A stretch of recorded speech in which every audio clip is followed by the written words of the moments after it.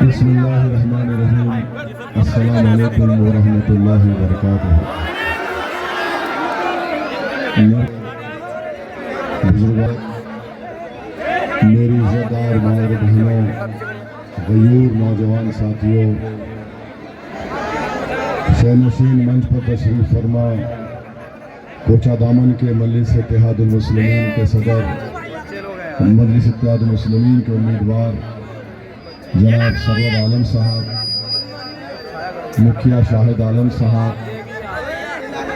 मेरे भाई जनाब इम्तियाज रस्ती गुड्डू बाबू, जनाब इम्तियाज जलील साहब, साबिक़ रुकन पार्लिमान व सदर महाराष्ट्र हज़रत मौलाना मुफ्ती इस्माइल कासमी साहब, MLA मजलिस इत्तेहादुल मुस्लिमीन मालेगांव महाराष्ट्र, नसीम अख्तर साहब, मतलूब साहब, वाहद साहब और तमाम मजलिस के ज़िम्मेदारान, मैं सबसे पहले अल्लाह सुब्हानहू तआला से दुआ करता हूँ कि प्रिंसिपल हमीद साहब का इंतकाल हुआ है, जो हमारे हरीफ जनाब मुजाहिद साहब के चचा हैं। हम अल्लाह से दुआ करते कि अल्लाह उनकी मग़फ़िरत फरमाए और अल्लाह उनकी ख़बर को नूर से भर दे और उनके ख़ानदान वालों को अल्लाह सब्र जमील अता फरमाए। मेरे अजीज़ दोस्तों और बुज़ुर्गों, आप जानते हैं कि पिछले 11 साल से मजलिस इत्तेहादुल मुस्लिमीन सीमांचल के इंसाफ की लड़ाई लड़ रही है और मजलिस इत्तेहादुल मुस्लिमीन उस वक्त तक चैन से नहीं बैठेगी जब तक सीमांचल की जनता को वो तमाम चीज़ें हासिल नहीं होती हैं जो बिहार और पटना के अतराफ अकनाफ के दरभंगा हो या भागलपुर की जनता को मिलती है। मजलिस इत्तेहादुल मुस्लिमीन की लड़ाई मान सम्मान की लड़ाई है। मजलिस इत्तेहादुल मुस्लिमीन ये हमेशा कहती आई है कि सीमांचल से आपने वोट डालने का काम किया और जिनको आपने वोट दिया उन्होंने आप ही पर जुल्म किया। जिनको आपने MLA, रुकन असम्बली, मंत्री बनाया, ये पटना जाकर जालिम हुक्मरानों के सामने गूंगे और अंधे बन गए। मजलिस हमेशा आपसे कहती आई है कि आपको अपने एक आज़ाद क़ियादत को बनाना है और आज आप देखते हैं कि सीमांचल में किस तरह की बदहाली है, किस तरह की नाइंसाफ़ी है। मैं जो कुछ भी आपके सामने कह रहा हूँ, याद रखिए ये कोई जज्बाती बात या कोई जज्बाती तकरीर नहीं है। सच्चाई ये है कि सीमांचल में जब बच्चा पैदा होता है तो चंद महीनों के अंदर वो मर जाता है। सीमांचल के अंदर हमारी माँ और बहनें 9 महीने अपने पेट में बच्चे को पालती हैं और सबसे ज़्यादा शिशु मृत्यु जो बच्चे मरते हैं वो सीमांचल में है। खुद बिहार सरकार के आंकड़े कहते हैं कि 50% बच्चे जो माँ की कोख से 9 महीने के बाद पैदा होते हैं वो अविकसित पैदा होते हैं। सीमांचल के बच्चे, बल्कि किशनगंज जिले के बच्चों में खून की कमी होती है। अस्पताल नहीं होने की बिना पर हमारी बेटियां, हमारी बहनें घर में बच्चे को जन्म देती है। क्या ये बात सच नहीं है कि सीमांचल का बच्चा अगर बड़ा भी हो जाता है तो उसकी माँ उसको तड़पता हुआ देखती है और वो मर जाता है क्योंकि वो अपने बेटे को अस्पताल लेकर नहीं जा सकती। रोड नहीं है या एम्बुलेंस नहीं है। सीमांचल में बच्चे नदी में गिर के मर जाते हैं। सीमांचल में लोग सैलाब में मर जाते हैं। सीमांचल में लोग अपनी ज़मीनें सैलाब में खो देते हैं और उसका मुआवजा तक उनको नहीं मिलता।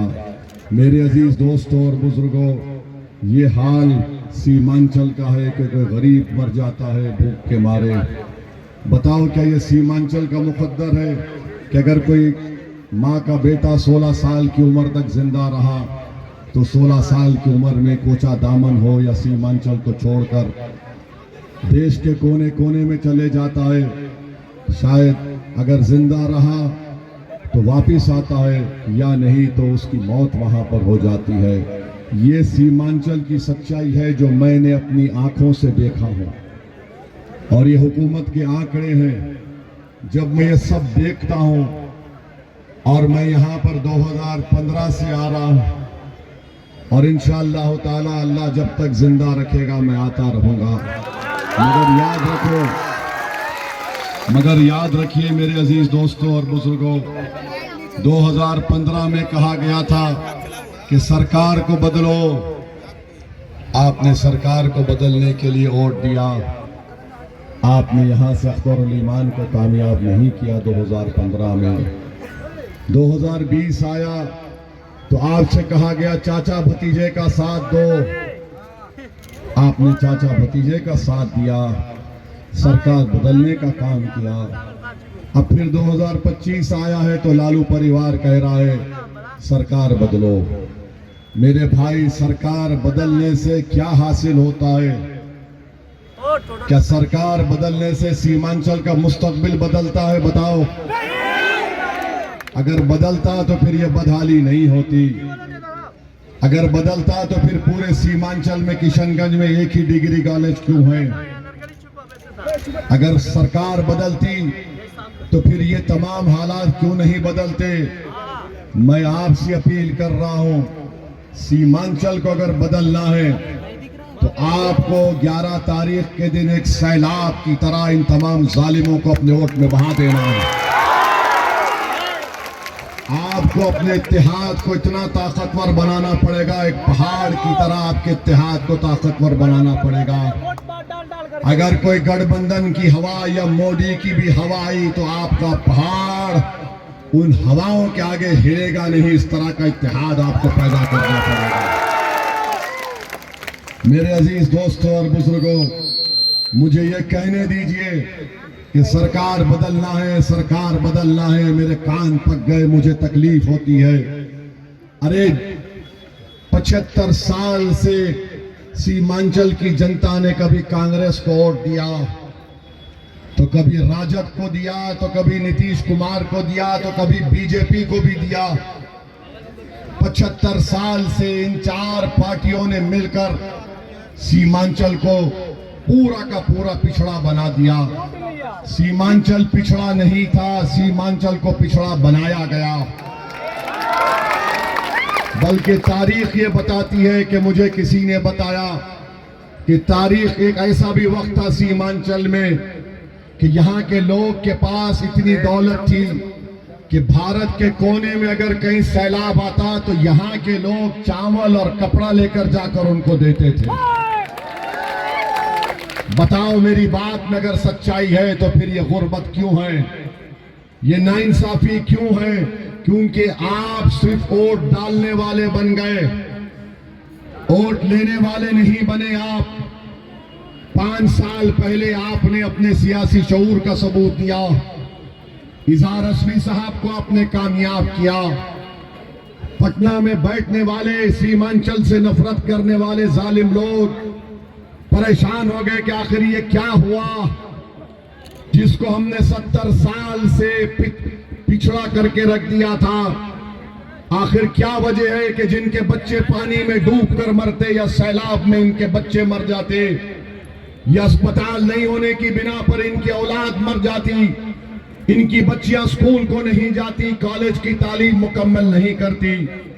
ये सालिम फिरका परस्त जहन रखने वाले पटना में बैठकर ये परेशान हो गए कि जिसके घर के बच्चे 16 साल की उम्र में भारत के कोने कोने में जाकर बंधुआ मजदूरी की तरह काम, मुख्यमंत्री बनाया। अब आकर कहते हैं कि मेरी ख्वाहिश है कि मेरा बेटा मुख्यमंत्री बन जाए। सीमांचल कोचा दामन की जनता, मेरी इज्जतदार माँ और बहनों, सुनो मेरी बात को, सुनो मेरी बात को। लालू का बेटा मुख्यमंत्री बनने से सीमांचल कोचा दामन का इंसाफ नहीं होगा। सुनो, तुम्हारा बच्चा डॉक्टर बनेगा तो इंशाअल्लाह ताला जो हमारी मां और बहनों को कैंसर होगा, टीबी होता है, उसका इलाज करेगा। सीमांचल का बच्चा पढ़ लिख कर साइंटिस्ट बनेगा तो तो सीमांचल को और ऊपर लेकर जाएगा। सीमांचल का कोचा दामन का बेटा बेटी इंजीनियर बनेगा।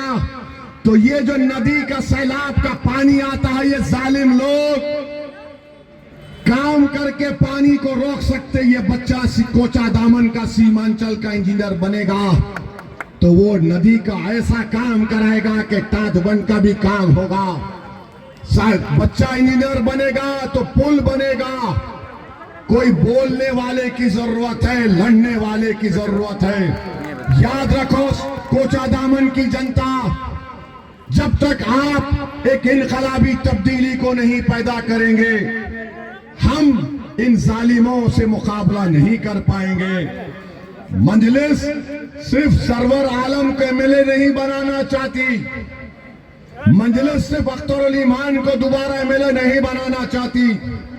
मजलिस बहादुरगंज से तौसीफ आलम को सिर्फ एमएलए नहीं बनाना चाहती। मजलिस किशनगंज से सिर्फ तसीर साहब के नौजवान एडवोकेट बेटे को एमएलए नहीं बनाना चाहती। मजलिस ठाकुरगंज से हसनैन साहब को एमएलए नहीं बनाना चाहती।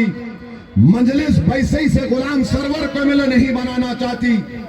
मजलिस सिर्फ गुलाम सरवर को एमएलए नहीं बनाना चाहती। मजलिस जो कि हाट से वहां से मजलिस के मुर्शिद साहब को सिर्फ एमएलए नहीं बनाना चाहती। बलरामपुर से आदिल हसन को सिर्फ एमएलए नहीं बनाना चाहती। अरारिया से सिर्फ मंजूर आलम को एमएलए नहीं बनाना चाहती। मजलिस पूरा गेम खत्म करना चाहती है। पूरा खेल खत्म करना चाहती है जुल्म का। इनका गेम खत्म, खेल खत्म। इसीलिए मजलिस से दुश्मनी है। दलालों को, जालिम को, आरएसएस को, तेजस्वी को, इन तमाम को ये डर है कि अगर हमारा गेम खत्म हो गया तो फिर हमारा क्या हाल होगा। जालिमों, तुमने इस सरजमीन पर बसने वाले इंसानों का बुरा हाल करके रख दिया। अब तुम्हारा गेम खत्म, पूरा खेल खत्म करेगी जनता यहाँ की। तो ये काम आपको हमारी माँ और बहनों, बुजुर्गों करना है। मुझे बड़ा अफसोस हुआ कि मैंने कहीं पर देखा एक वीडियो जिसमें हमारे ठाकुरगंज की एक बहन, उनका नाम मुझे याद नहीं आ रहा है, मैं लिख कर रखा था अपने फोन में। खोला बस्ती की हमारी बहन मंजरी बेगम, हमारी बहन का नाम। उसने कहा कि मैंने अपने 2 बच्चों को खो दिया अस्पताल नहीं होने की बिना पर। सही बात है। ठाकुरगंज की खोला बस्ती की मंजरी बेगम ने कहा, मैं हमारी बहन को और यहाँ पर माँ और बहनों को जो बैठे हुए हैं, मैं आपसे वादा कर रहा हूँ, इंशाअल्लाह ताला हम तुम्हारे बच्चों को मरने नहीं देंगे। इंशाअल्लाह ताला हम मंजरी बेगम को भी बोल रहे हैं कि तुमने, अल्लाह ने मुझे भी औलाद दी, हम सबको दी है। उस माँ पर क्या गुजरती होगी जिसने 9 महीने अपने पेट में रखकर 2 मर्तबा अपने 2 बच्चों को पैदा किया और वो मर गई इन जालिमों की वजह से।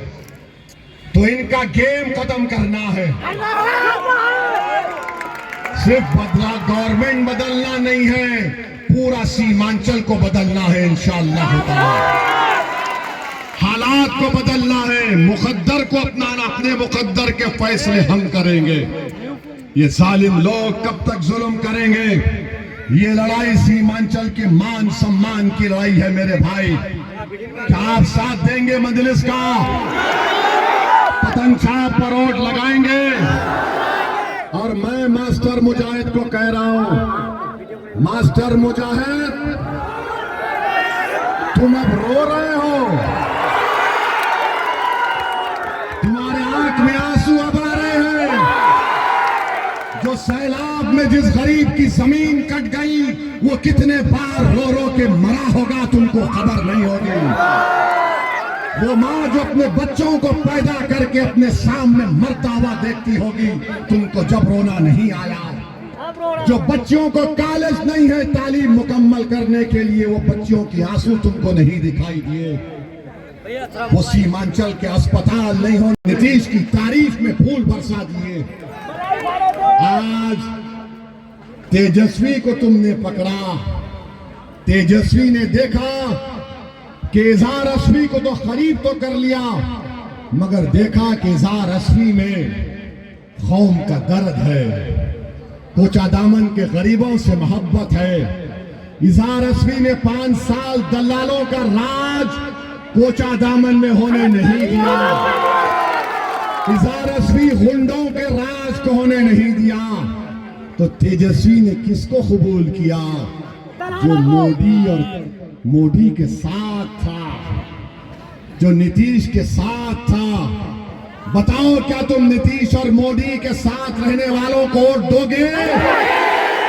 बताओ, कोचा दामन की गयूर जनता जिसने इज़हार असफी को इस्तेमाल करके इज़हार असफी के पीठ पर नहीं सीने पर खंजर घोंपा, उसको इस्तेमाल किया और फिर एक भाजपा के चाहने वाले को यहां का टिकट दिया।